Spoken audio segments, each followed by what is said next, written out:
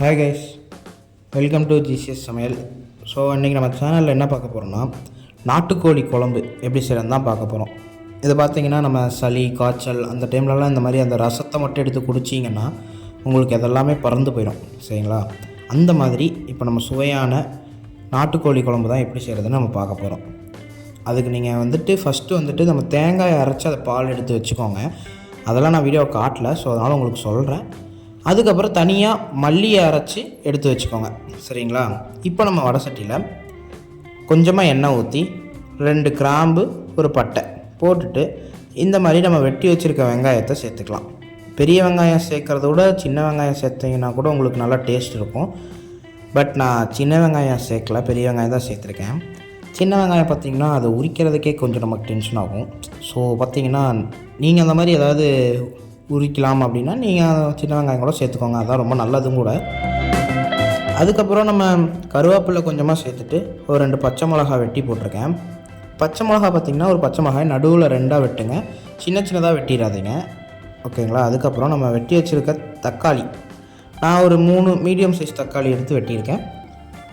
நீங்கள் அதே மாதிரி பண்ணிக்கோங்க. அதுக்கப்புறமா நான் இப்போ சொன்னேன்ல அந்த மல்லியை அரைச்சி எடுத்துக்கோங்கன்னு, அதை நான் அரைச்சி எடுத்துருக்கேன். அந்த பேஸ்ட்டை உள்ளே சேர்த்துக்கலாம். அது ரொம்ப பெரிய ப்ராசஸில் இல்லை. மல்லி அது கூட கொஞ்சமாக தண்ணி ஊற்றி நீங்கள் அதை அரைச்சிங்கன்னா அந்த பேஸ்ட் கிடச்சிரும்.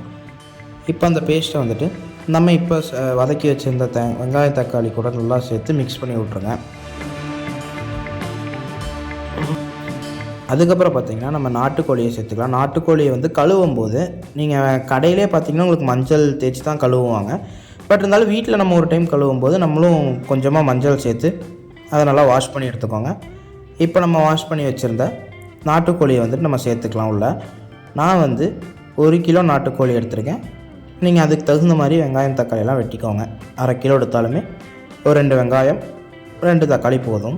ஸோ இப்போ நீங்கள் அதெல்லாமே பேஸ்டெல்லாம் பார்த்திங்கன்னா சிக்கனில் நல்லா இறங்குற மாதிரி மிக்ஸ் பண்ணிகிட்டே இருங்க. மிக்ஸ் பண்ணிவிட்டு அதில் கொஞ்சம் தண்ணி இருக்கும். அதனால் நீங்கள் என்ன பண்ணுறீங்கன்னா அந்த வடை சட்டியை மூடி வச்சிங்கன்னா அதில் இருக்க தண்ணி கொஞ்சமாக வடிஞ்சிரும். நல்லா இழுத்ததுக்கப்புறமா நீங்கள் ஓப்பன் பண்ணி பார்க்கும்போது அந்த தண்ணி எதுவுமே இல்லாத மாதிரி இருக்கும். அந்த டைமில் கொஞ்சமாக மஞ்சத்தூளும் கொஞ்சமாக உப்பு போட்டுக்கோங்க. உங்களுக்கு எவ்வளோ தேவையானதோ அந்தளவுக்கு போட்டுக்கோங்க.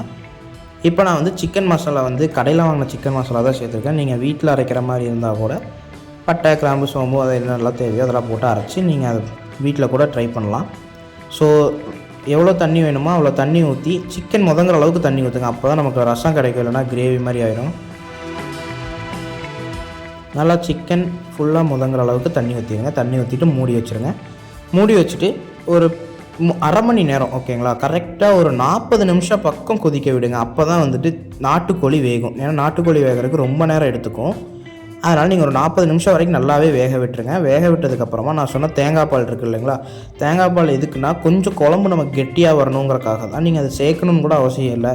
தண்ணி மாதிரியே இருக்கட்டும், ரசம் மாதிரியே இருக்கட்டும்னாலுமே ஒன்றும் பிரச்சனை இல்லை, நீங்கள் அப்படியே கூட விட்டுறலாம். நான் கொஞ்சம் கெட்டியாக வேணுங்கிறக்காக தான் தேங்காய் பால் ஊற்றிருக்கேன். தேங்காய் பால் ஊற்றிட்டு நல்லா மிக்ஸ் பண்ணி விடுங்க. மிக்ஸ் பண்ணி விட்டு தேங்காய் பால் ஊற்றினா ஒரு 5 நிமிஷம் மட்டும் கொதிக்க விட்டுட்டாலே போதும். ஏன்னா நம்ம ஆல்ரெடி 40 நிமிஷம் கொதிக்க விட்டுட்டோம். 5 நிமிஷம் மட்டும் கொதிக்க விடுங்க. கொதிக்க விட்டுட்டு நல்லா பார்த்திங்கன்னா சாப்பிட்டு பாருங்கள். ஃபஸ்ட்டு லைட்டாக குழம்பு குடிச்சு பாருங்கள். அப்புறம் நம்ம நாட்டுக்கோழி கறியை சாப்பிட்டு பாருங்கள். எல்லாமே வெந்துருச்சா, உப்பு எல்லாமே கரெக்டாக இருக்கா அப்படின்னு பார்த்ததுக்கப்புறமா நம்ம நாட்டுக்கோழி குழம்பு ரெடி ஆயிடுச்சு. அவ்வளோதான், ஓகேங்களா? நீங்கள் இதே மாதிரி இப்போ நான் சொன்னது மாதிரியே வீட்டில் எல்லாம் ட்ரை பண்ணுங்கள். உங்களுக்கும் நல்ல நாட்டுக்கோழி குழம்பு ரசம் கிடைக்கும்.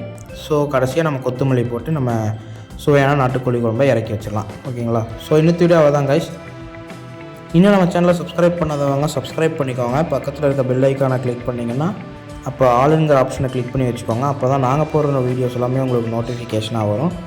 ஸோ ஷேர் பண்ணுங்கள். எப்படி செய்கிறதுன்னு தெரியலனாலுமே கமெண்ட் பண்ணுங்கள். நான் இன்னொரு வீடியோ கூட போடுறேன். So thank you guys.